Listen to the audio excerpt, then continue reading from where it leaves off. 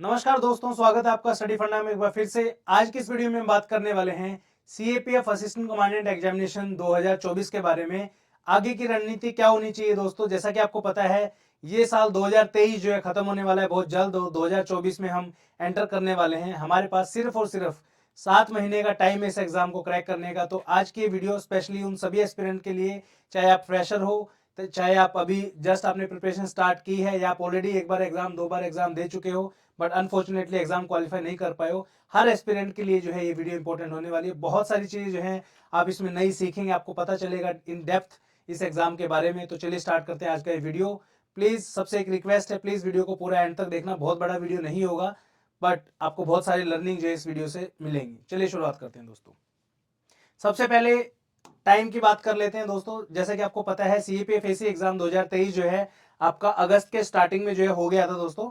अभी जब मैं ये वीडियो बना रहा हूं, आज है 29 दिसंबर और आप जो है इस जगह खड़े हो। ऑलरेडी जो है आपके 5 महीने जो है आने वाले जो एग्जाम है नेक्स्ट 2024 सीएपीएफ का, उसमें से जा चुके हैं। आपके पास सिर्फ और सिर्फ 7 महीने का जो टाइम है वो आपके हाथों में है। और अगर अभी भी आपने अपनी पढ़ाई ढंग से सीरियसली नहीं की तो आपका जो सपना है एक ऑफिसर बनने का, असिस्टेंट कमांडेंट बनने का, वो दोस्तों अधूरा रह जाएगा। ठीक है, तो अभी तक 5 महीने में बहुत सारे कैटेगरी के स्टूडेंट्स हैं, उनके बारे में एक बार डिस्कस करते हैं कि किन किन कैटेगरी के अंदर आपको स्टूडेंट देखने को मिलेंगे। सबसे पहले हम बात करेंगे नोवाइस स्टूडेंट्स के बारे में। ये कौन है नोवाइस? नोवाइस स्टूडेंट बेसिकली वो हैं जिनको ये पता है कि सीएपीएफ एसी का कोई एग्जाम होता है जिसके थ्रू जो है आप ऑफिसर बन सकते हो, एक असिस्टेंट कमांडेंट बन सकते हो सेंट्रल आर्म पुलिस फोर्सेज के अंदर। ये वो स्टूडेंट है जो फाइनल ईयर में हो सकते हैं या 2023 के अंदर जिन्होंने जो है ग्रेजुएशन कंप्लीट किया है और अभी जो इस असमंजस में है कि इस एग्जाम को कैसे प्रिपेयर करना है, कहाँ से शुरुआत करनी है। उन सब चीजों के बारे में जो है हम डिस्कस करेंगे। Don't worry about that, I am just telling you कि इस तरीके का जो है एक स्टूडेंट जो है, आप में से बहुत सारे लोग इस कैटेगरी के अंदर फिट बैठते हो। दूसरे स्टूडेंट वो हैं जो कि प्रोकेस्टिनेटर हैं। कर लूंगा, हो जाएगा, कल से पक्का कर लूंगा, तैयारी शुरुआत हो जाएगी, इजी है, बहुत इजी है, एग्जाम क्रैक हो जाएगा, मैं अफसर बन जाऊंगा। जो सिर्फ ख्याली पुलाव बनाते हैं, जिनको लगता है कि एग्जाम बहुत इजी है, इजिली इस एग्जाम को क्रैक कर लूंगा, कोई बड़ी मेहनत की आवश्यकता नहीं है। तो ऐसे स्टूडेंट से हाथ जोड़ के मेरी रिक्वेस्ट है, प्लीज चीजों को लाइटली मत लीजिए। सीएपीएफ एग्जाम अब वो सीएपीएफ एग्जाम नहीं रहा जो आज से 2-3 साल पहले हुआ करता था। ठीक है, तीसरे कैटेगरी के स्टूडेंट वो है जो कि हार्डकोर स्टूडेंट है, मेहनती हैं, ठीक है, लेकिन कुछ छोटी छोटी चीजों के कारण जो है फाइनली मेरिट के अंदर जो है नहीं आ पा रहे हैं। मेहनती हैं, दृढ़ निश्चय है, बॉर्डर लाइन कैंडिडेट है, मतलब 2-3 नंबर से रह जाते हैं, या फिर प्रिपरेशन अच्छी है, एग्जाम के अंदर बैठ के जो है टेंशन हो जाती है, इस वजह से जो एग्जाम टाइम पे पूरा नहीं हो पाता है, या फिर फिजिकल मेडिकल में जो है आउट हो गए हैं, नेक्स्ट ईयर का फिर दोबारा से एग्जाम देंगे। तो इस कैटेगरी के जो स्टूडेंट है हार्डकोर, इसमें भी बहुत सारे लोग आप में से आते होंगे। चौथे कैटेगरी के स्टूडेंट है जो कि ऑलरेडी किसी और एग्जाम की प्रिपरेशन कर रहे हैं, एसएससी एग्जाम की प्रिपरेशन कर रहे हैं, सिविल सर्विसेज की कर रहे हैं, स्टेट पीसीएस की कर रहे हैं, या बैंकिंग की कर रहे हैं। वो भी जो है फाइनल टाइम पे जो है आके इस मैदान में कूदेंगे बेसिकली। ठीक है, तो सबसे पहला चीज आपसे मैं रिक्वेस्ट करता हूं कि जितने भी स्टूडेंट आप हो, प्लीज कमेंट करके तो आगे बढ़ने से पहले एक रिक्वेस्ट सबसे करना चाहूंगा, प्लीज कमेंट सेक्शन में कमेंट करके बताइए आप इनमें से कौन सी कैटेगरी के अंदर आते हो दोस्तों। एक चीज और मैं आपको एडवाइस करना चाहूंगा दोस्तों, ये साल खत्म होने वाला है। मैं उन सब लोगों से रिक्वेस्ट करता हूं, चाहे आप पहली कैटेगरी में हो, चाहे दूसरी कैटेगरी में हो, तीसरी में हो, सबसे पहले अपने आप को माफ कर दो दोस्तों।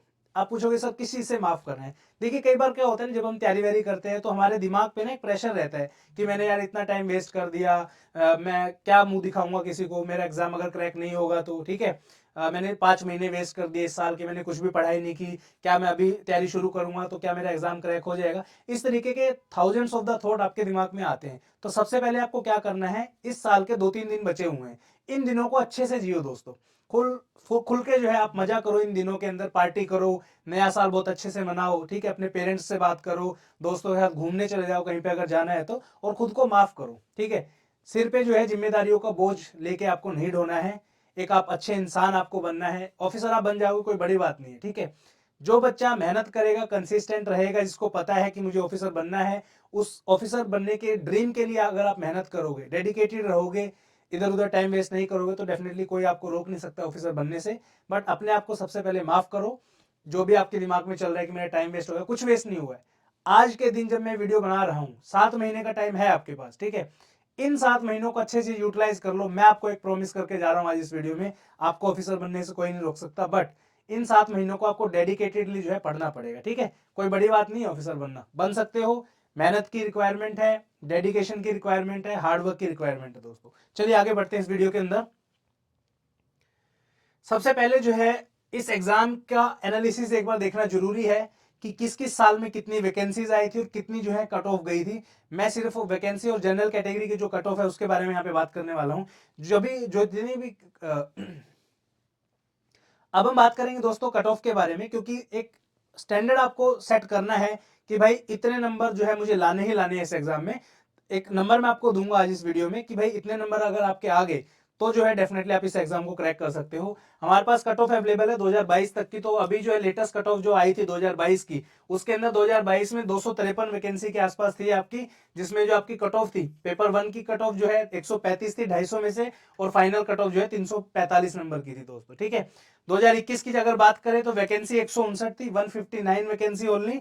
यहाँ पे 138 नंबर पेपर 1 की कट ऑफ थी और 345 नंबर जो है पेपर फाइनल का जो कट ऑफ आपकी आती है उसकी थी। अब यहाँ पे एक माइन्यूट चीज मैं आपको दिखाना चाहता हूँ। बहुत से लोग बोलते हैं कि वैकेंसी ज्यादा आती है तो कट ऑफ आपकी बहुत ज्यादा नीचे चली जाती है, ऐसा बिल्कुल नहीं है। अब यहाँ पे देखिए 159 वैकेंसी थी, यहाँ पे 253, रफली अराउंड 100 वैकेंसी ज्यादा जो है 2022 में आई थी। बट फाइनल मेरिट में आप देखो यहाँ पे भी 345 पे ही कट ऑफ गई थी आपकी, और यहाँ पे भी 345 पे कट ऑफ गई थी। तो इसका मतलब ये है पेपर का जो लेवल है वो धीरे धीरे बढ़ रहा है, बच्चों की पढ़ने की जो क्वालिटी है वो धीरे धीरे बढ़ रही है। रिसोर्सेज का जो इसमें एक बहुत बड़ा रोल है, पहले चीजें इतनी इजीली एक्सेसिबल नहीं हुआ करती थी, बट धीरे धीरे जो है ये चीजें ऑलरेडी बढ़ रही हैं, ठीक है।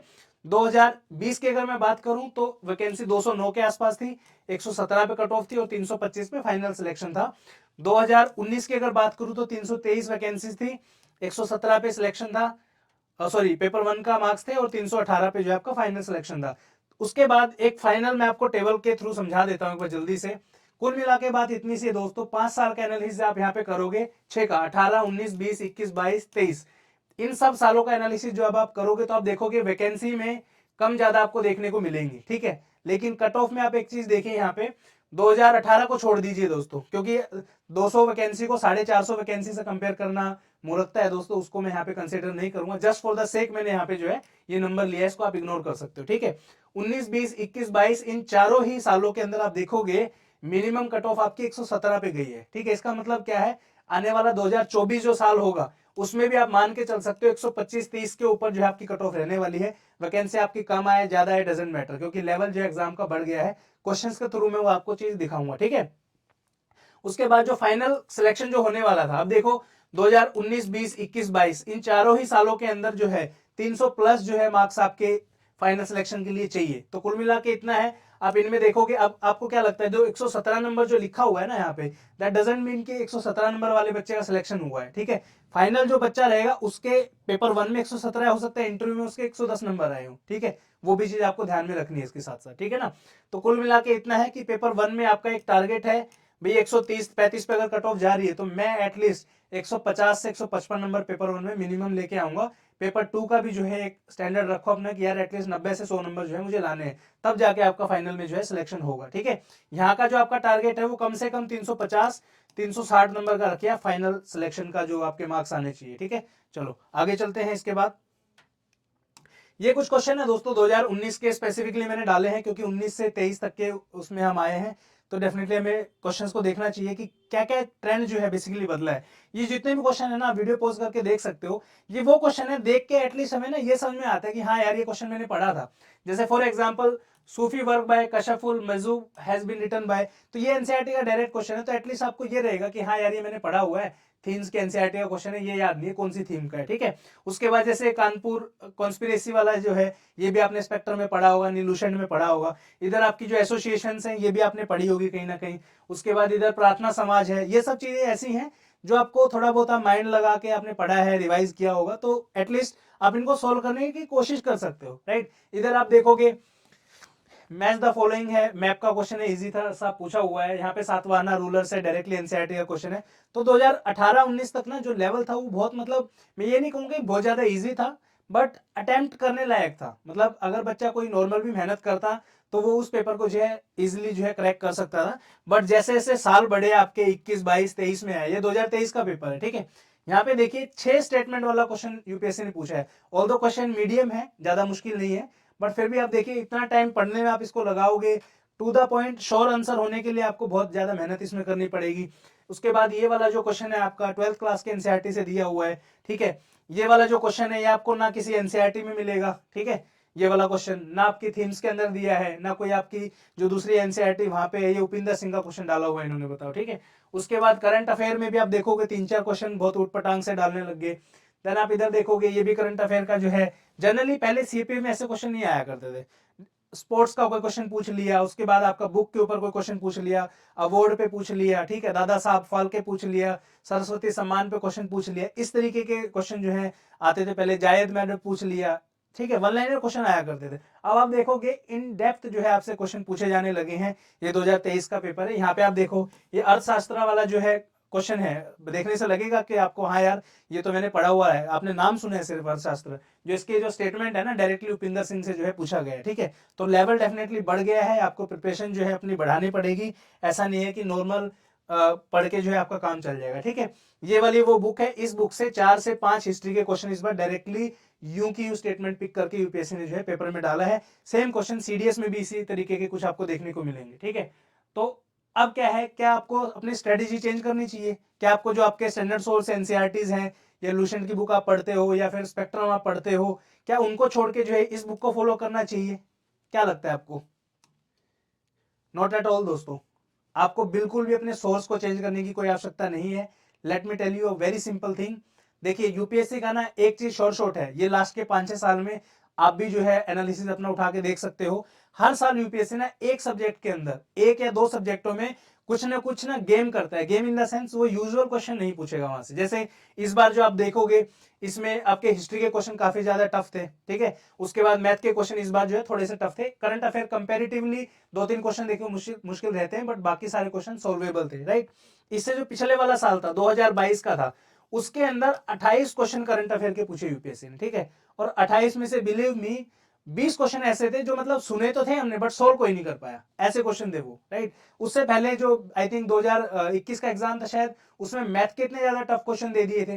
किसी साल जो है ज्योग्राफी के थोड़े टफ क्वेश्चन दे दिए, किसी साल जो है साइंस के थोड़े टफ क्वेश्चन दे दिए। तो यूपीएससी की ये प्रवृत्ति रहती है कि एक सब्जेक्ट कोई ना कोई ऐसा उठाएगा यूपीएससी जहां पे क्वेश्चंस का लेवल बढ़ा देगा और आपको जो है वहां पे तकलीफ होगी, फिर आपको लगेगा कि यार ये तो बहुत मुश्किल पेपर है, ठीक है।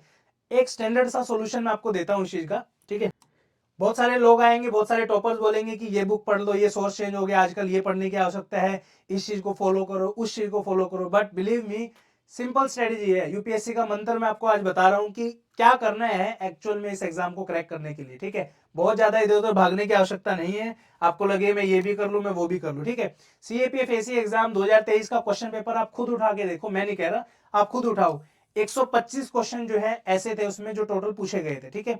125 में से ज्यादा नहीं कह रहा हूं, 80, 85, 87, 90 क्वेश्चन के आसपास ऐसे होंगे जो स्टैंडर्ड सोर्स और बेसिक मटेरियल से थे आपके। चाहे वो आपका एनसीईआरटी हो, चाहे आपका वो न्यूज़पेपर हो, चाहे आपका जो आसपास की जो बुक्स होते हैं जैसे लक्ष्मीकांत होगी वहां से पूछा गया हो, जीसी लियोंग हो वहां से, ठीक है। बाकी जो 30, 35, 40 जो बहुत ज्यादा मुश्किल क्वेश्चन वो ऐसे होंगे, उपिंदर सिंह से कोई हिस्ट्री का कोई क्वेश्चन पूछ दिया, ठीक है, साइंस का 12th क्लास के एनसीईआरटी से पूछ दिया। तो आप, हमारी प्रॉब्लम पता है क्या है, हम उन 40 क्वेश्चन पे फोकस करते हैं जो क्वेश्चन सोल्वेबल नहीं है, जो एक्चुअली में छोड़ के आने हैं ना, हम उन क्वेश्चन के ऊपर ध्यान देते हैं। अरे यार उन क्वेश्चन को छोड़ो, आप उन क्वेश्चन के ऊपर ध्यान दो ना जो आप सोल्व कर सकते हो, जो आपने पढ़ाई करी है, ठीक है। अब बच्चों के साथ दिक्कत यही है कि पेपर देखे 5-7 क्वेश्चन देखे आ नहीं रहे, अरे यार ये तो बहुत मुश्किल पेपर आ गया, मैं तो नहीं सोल्व कर पाऊंगा। वहां पे जो है माइंड पे इतना प्रेशर आ जाता है एग्जाम हॉल के अंदर, तो सारा कॉन्फिडेंस चला जाता है। बट यही गलती नहीं करनी है दोस्तों। आप खुद सोचिए, जो पेपर आपको मुश्किल लग रहा है, आपने बहुत मेहनत की है, तो वो सबके लिए मुश्किल है, सिर्फ आपके लिए मुश्किल थोड़ी ना है, ठीक है ना। तो इस चीज का ध्यान दीजिए, कहीं इधर उधर भागने की आवश्यकता नहीं है। Stick to your basic, that is the only thing I wanted to say you, right. सिर्फ और सिर्फ बेसिक बुक्स के ऊपर स्टिक करिए, कहीं पे भागने की आपको आवश्यकता नहीं पड़ेगी। और बेसिक बुक क्या है? एनसीईआरटीज आपकी रेफरेंस बुक है, जीसी लियोंग होगी, उसके बाद आपकी आर्ट एंड कल्चर की एनसीईआरटी है, सब पढ़ते हैं, आपको भी पढ़नी चाहिए। आप लास्ट ईयर आप देखोगे 2022 के अंदर आर्ट एंड कल्चर से 4 क्वेश्चन थे। तो क्या आर्ट एंड कल्चर को आपको छोड़ना चाहिए? नहीं छोड़ना चाहिए बिल्कुल, क्योंकि हर बार जो है 2-3 क्वेश्चन जो है हर बार आते हैं, तो वो पढ़ो। अब और कोई बुक अलग है, एनसीईआरटी आपने पढ़ी नहीं है, सर मैं फलानी बुक पढ़ लूँ। अब बहुत बच्चों का आता है मेरे पास कि सर मैं महेश कुमार बनवाल सर की बुक पढ़ लूँ, कि भाई एनसीईआरटी पढ़ लूँ ना, जहाँ से डायरेक्ट क्वेश्चन आना ही आना है 200%, वो क्यों नहीं पढ़ रहे आप? इधर उधर के सोर्सेज में उलझे रहते हो, ये कर लूँ वो कर लूँ। स्टैंडर्ड से सोर्स है, डिटेल में वीडियो बनाऊंगा आपके लिए, पेपर 1 की भी और पेपर 2 की भी। इवन आप बोलोगे ना सब्जेक्ट वाइज भी बहुत खोल खोल के वीडियो बना दूंगा, कोई दिक्कत नहीं है। कमेंट सेक्शन में कमेंट करके बताओ अगर आपकी ऐसी कोई वीडियो चाहिए हो तो, कि सर पेपर 1 का बताओ, एक एक सब्जेक्ट की कौन सा सब्जेक्ट कहाँ से करना है, किन चीज़ों पे फोकस करना है, किन चीज़ों को छोड़ना है। कोई दिक्कत नहीं यार, मैं बिल्कुल फ्री हूँ, आपके लिए ही वीडियोस बनाता हूँ, कोई दिक्कत नहीं, आप बताना मुझे, ठीक है। चलो आगे चलते हैं। फिर 3 क्वेश्चन जो है बच्चों के दिमाग में आते हैं कि सर सीएपीएफ एग्जाम की प्रिपरेशन का जिस्ट क्या है, कैसे इस एग्जाम को क्रैक करें। दूसरा क्वेश्चन आएगा, क्या सेल्फ स्टडी से इस एग्जाम को क्रैक किया जा सकता है। और तीसरा क्वेश्चन आएगा, क्या एक आम बच्चा, क्या एक एवरेज स्टूडेंट जो मेहनती तो है लेकिन इतना ज्यादा इंटेलिजेंट नहीं है, ब्रिलियंट नहीं है, एक्स्ट्रा ऑर्डिनरी नहीं है, चीजें एक बार में याद नहीं होती, थोड़ा टाइम लगता है पढ़ने में, क्या वो बच्चा इस एग्जाम को क्रैक कर सकता है? इन सब चीजों के जवाब है मेरे पास दोस्तों। सबसे पहली चीज, कंक्लूजन क्या है इस एग्जाम का, ये मान के चलो ये एग्जाम डुएबल एग्जाम है, बहुत बच्चे सिलेक्ट होते हैं, बहुत बच्चों ने एग्जाम भी क्वालिफाई किया, आप भी कर सकते हो, ठीक है। किस चीज पे फोकस करना है? हार्डवर्क के ऊपर फोकस करना है। Follow the 666 strategy. क्या है 666 स्ट्रेटेजी? यहां पे मैं लिख दे रहा हूं दोस्तों आपके लिए, 666, ठीक है।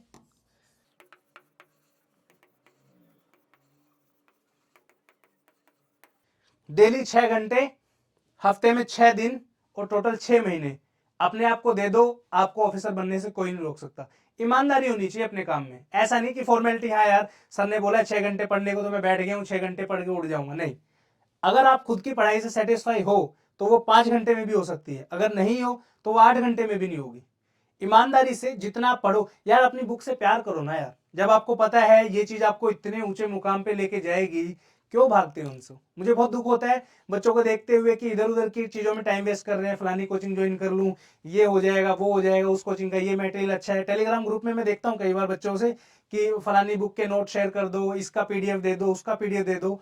ये वो बच्चे हैं जो सिर्फ मटेरियल कलेक्ट करने में लगे रहते हैं। जो बच्चा एक्चुअली में सिलेक्ट होने वाला है ना, उसको पता है, उसको सब चीजें पता है, कौन कौन सी एनसीईआरटी पढ़नी है, कहाँ कहाँ से क्वेश्चन आपके आते हैं, सब पता है उसको, और वो बैठ के ना उन चीजों को करता है। ऐसा नहीं कि हर ग्रुप के अंदर प्रेजेंट है, मैं इसकी भी फॉलो कर लूँ उसकी फॉलो कर लूँ, एक बंदे को फॉलो कर लो ना यार। कोई भी आपको ऐसा तो नहीं है कि हिस्ट्री के लिए कोई और सोर्स बता रहा है, ज्योग्राफी के लिए एनसीईआरटी की जगह किसी और ने कुछ और ही रिकमेंड कर दिया, चीजें सब कुछ सेम है। सिलेक्ट होने वाला बच्चा भी वही चीज पढ़ता है, जो नहीं सिलेक्ट होता है वो भी वही चीज पढ़ता है। फर्क कितना है, कितना डेप्थ में आप उसको पढ़ रहे हो, कितना ईमानदारी से कर रहे हो। जो सिलेक्ट नहीं होने वाला बच्चा है वो इधर इस कोचिंग के भी नोट्स उठा लेता हूँ, एनसीईआरटी भी उठा लेता हूँ, जीसी लॉन्ग भी ले लेता हूँ, पढ़ेगा कुछ नहीं, बस ये चीज नहीं करनी है, ठीक है ना।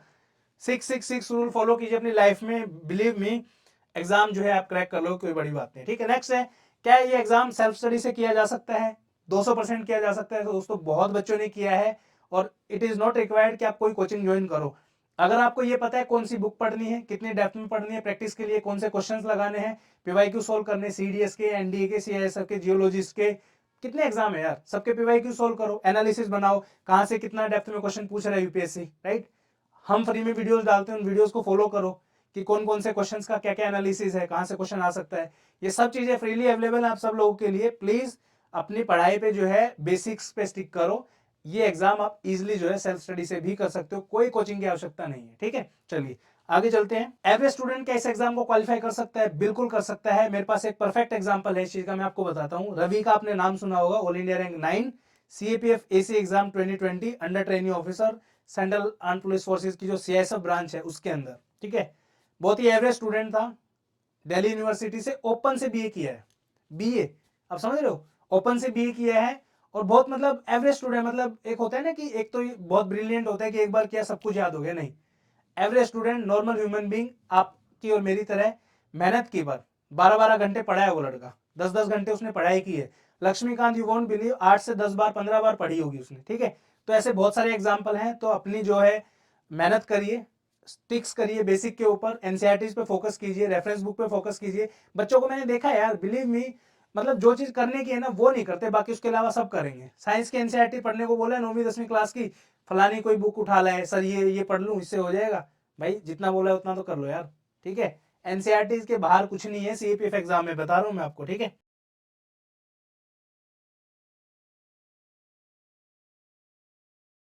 स्टिल आपको लगता है आपकी जर्नी में आपके साथ कोई होना चाहिए, कोई ऐसा व्यक्ति जो आपको गाइड कर सके, आपको देख सके कि हाँ आप सही डायरेक्शन में चल रहे हो या नहीं चल रहे हो।